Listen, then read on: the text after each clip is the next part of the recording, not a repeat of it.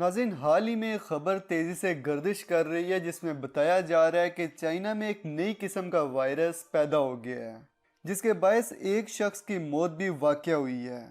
اس خبر سے کئی لوگوں میں ایک نیا خوف پیدا ہو گیا ہے کیونکہ پہلے ہی دنیا کرونا وائرس کے ڈر سے اپنے آپ کو گھروں میں قید کیے ہوئے ہے۔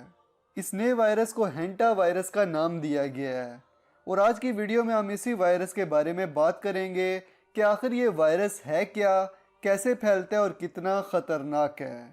تو خوش آمدید دوستو، میں ہوں بشر ہاشمی اور آپ دیکھ رہے ہیں ایکسپوز یونٹ یوٹیوب چینل۔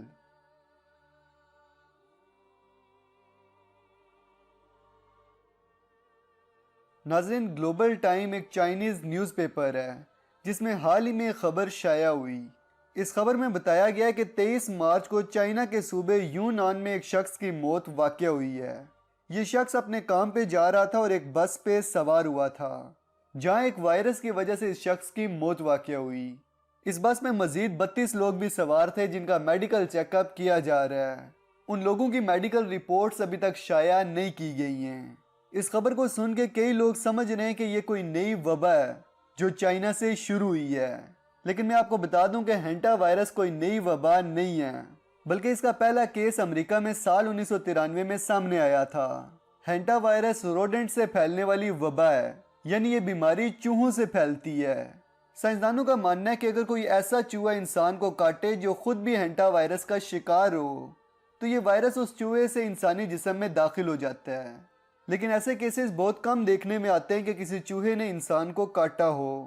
سائنسدانوں کا ماننا ہے کہ اگر کوئی شخص کسی ایسی چیز کو چھوئے یا پھر کوئی ایسی چیز کھائے جس کو چوہے نے اپنے پاخانے یا پھر تھوک سے آلودہ کیا ہو، تب بھی وہ شخص وائرس کا شکار ہو سکتا ہے۔ مطلب اگر آپ کے گھر میں چوہے ہیں اور انہوں نے کہیں پاخانہ کر دیا اور آپ غلطی سے چوہے کے پاخانے کو ہاتھ لگا لیتے ہو تو یہ وائرس آپ کے ہاتھوں سے آپ کی ناک اور منہ تک پہنچ جاتا ہے اور اس طرح یہ وائرس انسانی جسم میں داخل ہو سکتا ہے۔ تو اگر آپ کے گھر میں چوہے موجود ہیں تو آپ کو احتیاط کی ضرورت ہے۔ یہ وائرس تمام چوہوں میں موجود نہیں ہوتا، لیکن جن چوہوں میں یہ وائرس موجود ہوتا ہے وہ انسانوں کے لیے خطرناک ثابت ہو سکتے ہیں۔ ہینٹا وائرس بھی بالکل کرونا وائرس کی طرح کام کرتا ہے۔ یہ وائرس بھی ناک یا منہ کے ذریعے ہی جسم میں داخل ہوتا ہے اور پھر سانس لینے میں رکاوٹ کا باعث بنتا ہے۔ کرونا وائرس اور ہینٹا وائرس یہ دونوں وائرسز کے الگ الگ خاندان ہیں، لیکن دونوں ایک ہی طریقے سے کام کرتے ہیں۔ دوستو، اب اگر بات کی جائے ہینٹا وائرس کے سمپٹمز کے بارے میں تو اس کے سمپٹمز بھی کافی حد تک کرونا وائرس سے ملتے جلتے ہیں، مثلا بخار، سر درد، جسم درد، وامٹنگ اور سانس لینے میں تکلیف وغیرہ۔ ہینٹا وائرس اپنی جگہ بے شک ایک خطرناک وائرس ہے، لیکن یہ بیماری کرونا وائرس کی طرح ایک انسان سے دوسرے انسان میں نہیں پھیلتی۔ یعنی اگر کوئی شخص خدا نہ خواستہ ہینٹا وائرس نامی اس بیماری کا شکار ہو جائے اور وہ کسی اور انسان کو چھو لے یا اس کے ساتھ کھانا کھا لے تو یہ بیماری دوسرے شخص میں ٹرانسفر نہیں ہوگی۔ بہت ہی کم کیسز میں ایسا ہوتا ہے کہ ہینٹا وائرس کے خاندان کا ایک وائرس جسے اینڈیز وائرس بھی کہا جاتا ہے ایک شخص سے دوسرے شخص میں پھیلے، لیکن یہ وائرس ابھی تک پھیلا نہیں ہے اور نہ ہی اس وائرس نے کسی وبا کی شکل اختیار کی ہے۔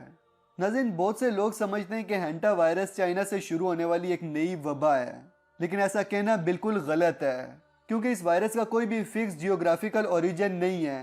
یہ وائرس دنیا کے مختلف ممالک میں پایا گیا ہے۔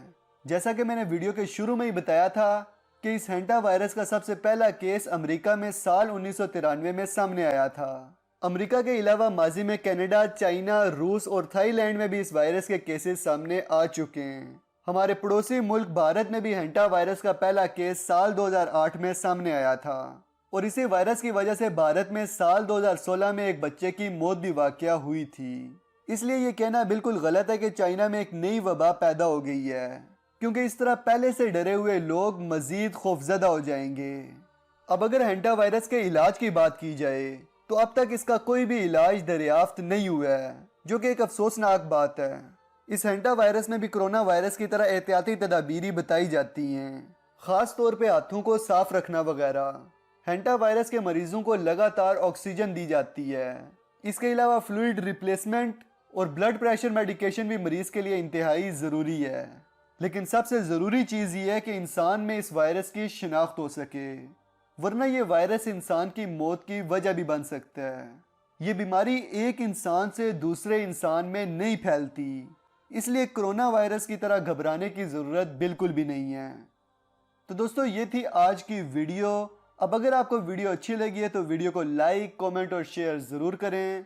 مزید ویڈیوز دیکھنے کے لیے چینل کو سبسکرائب کر کے بیل آئیکن پہ کلک کر دیں تاکہ نئی آنے والی ویڈیوز کی نوٹیفیکیشنز آپ کو ٹائم سے ملتی رہیں۔ جلدی ملتے ہیں ایک اور انفارمیٹیو ویڈیو کے ساتھ، تب تک کے لیے اپنا اور اپنے پیاروں کا خیال رکھیے گا۔ فی امان اللہ۔